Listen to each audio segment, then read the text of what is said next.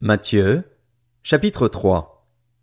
À cette époque-là parut Jean-Baptiste, qui prêchait dans le désert de Judée.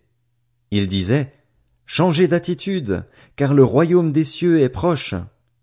Jean est celui que le prophète Ésaïe avait annoncé lorsqu'il a dit, C'est la voix de celui qui crie dans le désert, Préparez le chemin du Seigneur, rendez ses sentiers droits.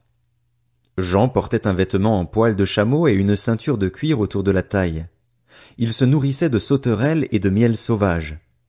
Les habitants de Jérusalem, de toute la Judée et de toute la région du Jourdain se rendaient vers lui. Reconnaissant publiquement leurs péchés, ils se faisaient baptiser par lui dans les eaux du Jourdain. Cependant, quand il vit beaucoup de pharisiens et de sadducéens venir se faire baptiser par lui, il leur dit, Race de vipères! Qui vous a appris à fuir la colère à venir? Produisez donc du fruit qui confirme votre changement d'attitude et ne vous avisez pas de dire en vous-même, Nous avons Abraham pour ancêtre.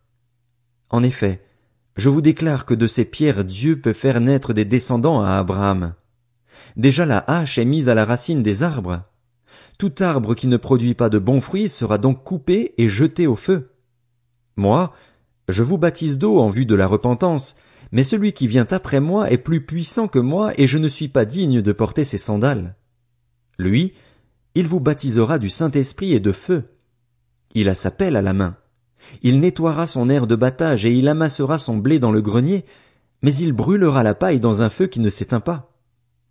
Alors Jésus vint de la Galilée jusqu'au Jourdain vers Jean, pour être baptisé par lui, mais Jean s'y opposait en disant, C'est moi qui ai besoin d'être baptisé par toi, et c'est toi qui viens vers moi? Jésus lui répondit, Laisse faire maintenant, car il est convenable que nous accomplissions ainsi tout ce qui est juste. Et Jean ne lui résista plus. Dès qu'il fut baptisé, Jésus sortit de l'eau. Alors le ciel s'ouvrit, pour lui, et il vit l'Esprit de Dieu descendre comme une colombe et venir sur lui. Au même instant, une voix fit entendre du ciel ces paroles, Celui-ci est mon Fils bien-aimé, qui a toute mon approbation.